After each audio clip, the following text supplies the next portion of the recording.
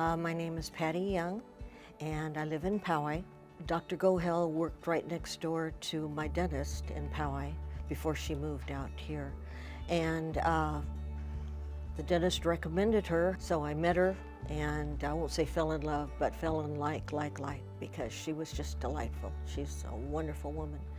And then she moved, and I followed her. This is a family. This isn't just an office. It's a family, and you get to know and talk with and laugh with the different women. At least I've worked with all women.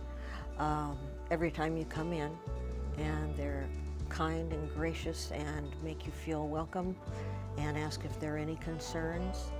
And then the beauty comes in, Dr. Gohel, and she does much the same to make you feel at ease and be ready for whatever is to come. After the procedure, she called that afternoon or evening and the next day to make sure everything was all right. When I came back after I had had the first procedure, I said, you go to the top of the list of doctors and dentists that I have known in my life, and at almost 78 years of age, that's been a long time. So I'd hardly recommend her, and I love her.